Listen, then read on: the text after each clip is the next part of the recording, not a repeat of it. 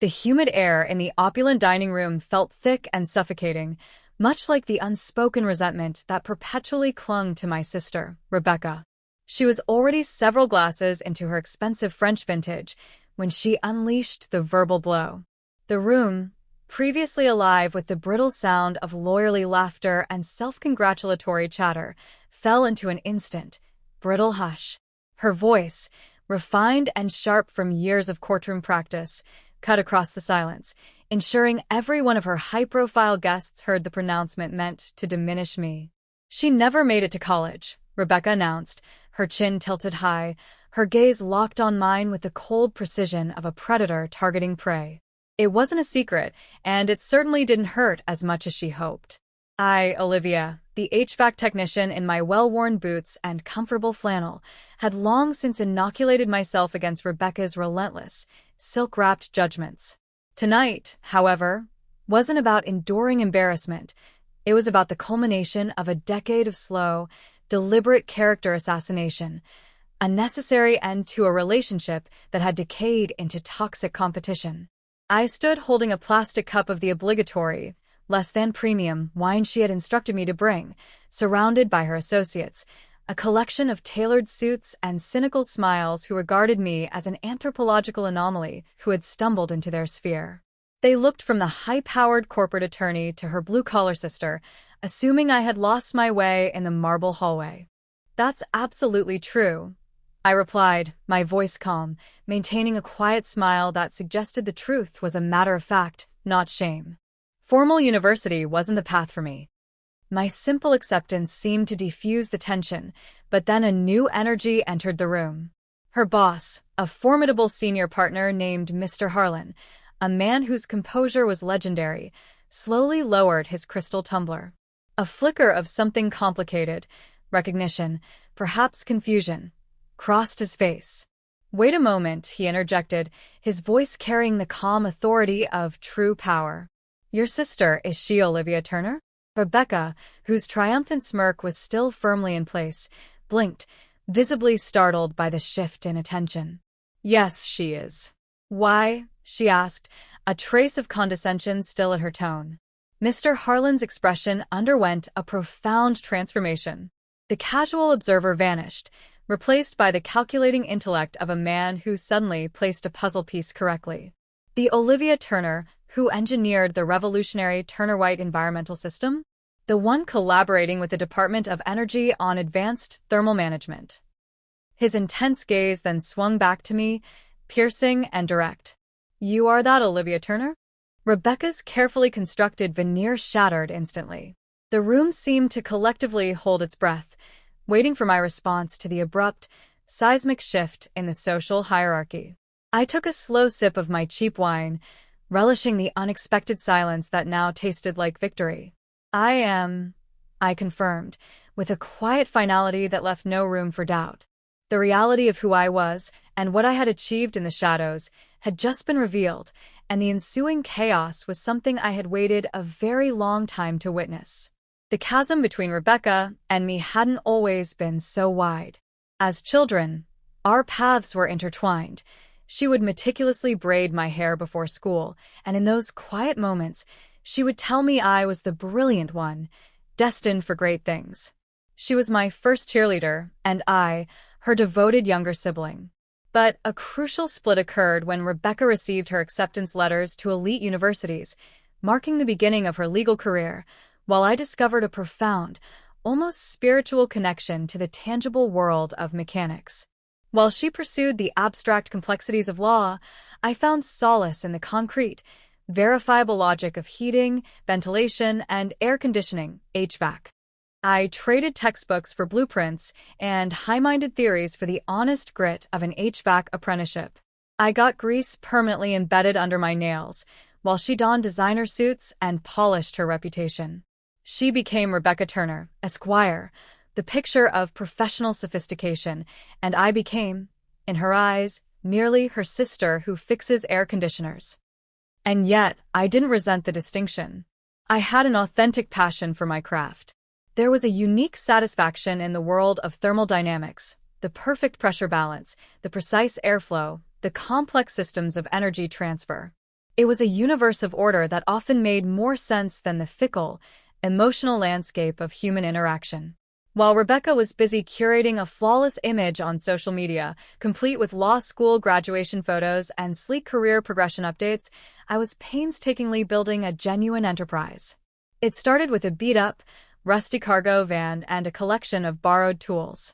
The early days were a grind, slow, solitary work in cold basements and dusty crawl spaces. But every broken boiler I salvaged, every complex ductwork I designed, every wire I correctly rewired, added to a foundation of competence and trust. I wasn't just fixing things. I was mastering a domain. This quiet dedication led to a breakthrough. A large commercial developer, frustrated by soaring energy costs, asked me to consult on an ultra-efficient airflow system for their new downtown high-rise. That initial consultation evolved into an innovative design patent. That patent, in turn, secured a lucrative, multi-year government contract for energy infrastructure upgrades. In a matter of a few short years, I had quietly accumulated substantial wealth. The decision to keep this success a secret from Rebecca was deliberate. It wasn't about hiding my fortune.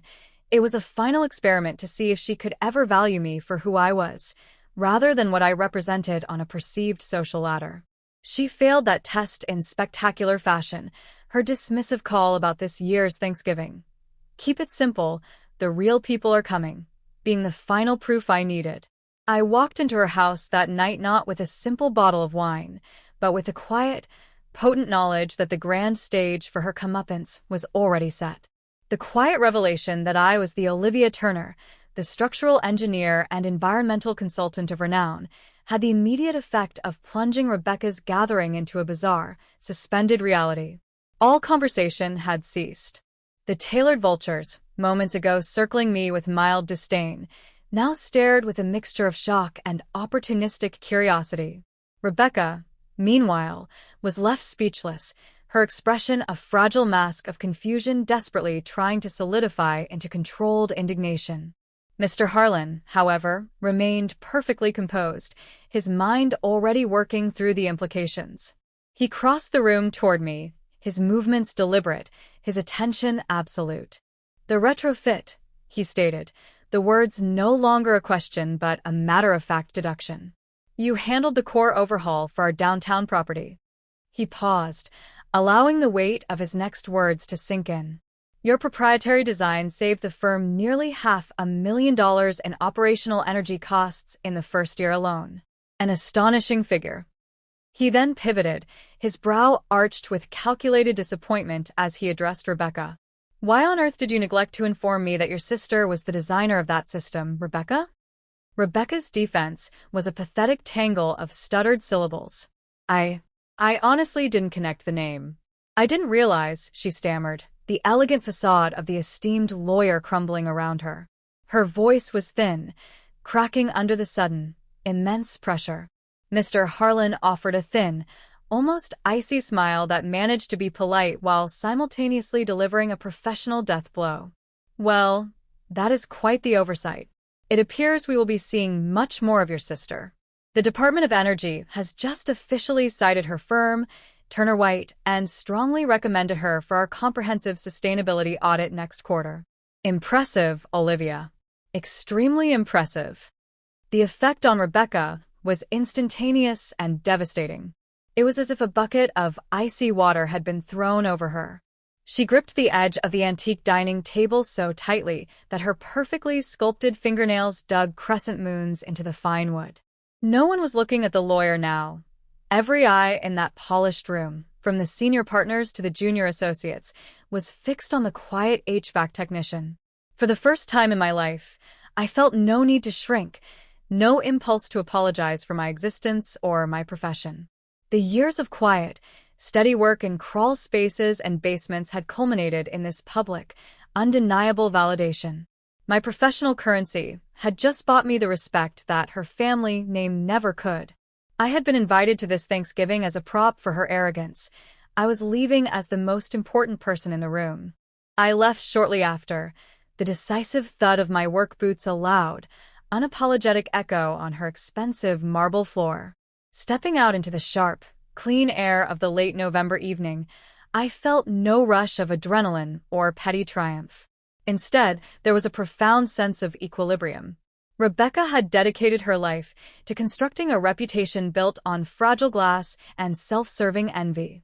I, conversely, had constructed mine on solid, verifiable results that functioned silently, out of sight. Her fundamental error was mistaking my silence and my choice of profession for inadequacy. I had merely been observing. The buzz on my phone was the sound of destiny, or perhaps just Mr. Harlon's extremely efficient executive assistant. It was a request for a follow-up meeting, specifically outlining a multi-year, multi-million-dollar consulting partnership with my firm, Turner White. I accepted the offer with a concise, professional reply. The contract wasn't merely a financial windfall, it was the final, official confirmation that my professional value was now intertwined with the very infrastructure of my sister's career world. It was the absolute, undeniable proof that the person she looked down on now held a position of leverage over her professional life. My triumph wasn't found in a flashy car or a bigger house. It was found in the sheer irony of the situation. To this day, whenever I drive through the city center, I look up at the towering, gleaming glass structure that houses Rebecca's esteemed law firm. I know that the crisp, comfortable air that flows through those ventilation shafts, the air that she and her elite colleagues breathe every single day, moves precisely because of the system I designed. It is a complex, elegant machine, a machine that the lawyer had once openly mocked me for having the skills to understand. She lives and works within a system that is fundamentally dependent on the quiet expertise of the sister she banished. Rebecca invested everything into the pursuit of status and a polished public image, believing that superiority was an entitlement earned through degrees and social circles. I, on the other hand, invested in the pursuit of absolute, irrefutable competency. I learned to love the hidden spaces, the basements, the utility closets, the crawl spaces, because those were the places where the real work was done, the unseen work that dictated the comfort and function of the visible world. She had always measured success by how loud you could announce it. I measured it by how efficiently and quietly a system could run without anyone needing to think about it. Her life was built on a foundation of professional envy and superficial display. Mine was built on the unshakable bedrock of patented engineering. Now, when our names are inevitably brought up, I offer the truth without malice or exaggeration. My sister is a lawyer. I say simply, maintaining a professional neutrality. The next part of the sentence is the most crucial, the final summation of our diverging lives, a truth she never internalized. She is successful by conventional metrics, but she never quite achieved humility. Then I return to my work. I continue to innovate, to refine, and to control the invisible forces of temperature and air pressure. I work quietly, efficiently, ensuring every current, every molecule of air, moves exactly where I have commanded it to go. My retribution wasn't a shouting match or a public display of wealth. It was the establishment of a quiet, undeniable, and permanent control over the physical and financial environment that sustains her very existence. My revenge is not in her failure, but in my own successful, spectacular, and utterly silent functionality. The feeling I experienced wasn't triumph, it was simply balance. Rebecca had spent years building her reputation on flimsy facades and the judgment of others. I built mine on the reliable, verifiable physics of air and energy. She saw my silence as a lack of achievement and my overalls as a symbol of failure. That was her greatest and most costly miscalculation. I still work in the field, not because I need the money, but because I love the clarity and the precision. I leave the noise and the spectacle to others. I am the architect of comfort, the master of the hidden systems. And every single day, as the air purrs efficiently through the structure that houses her arrogance, I know exactly who truly holds the power. Some people seek success in the spotlight. I found mine in the systems that run the world, silently, perfectly, and completely outside of her control.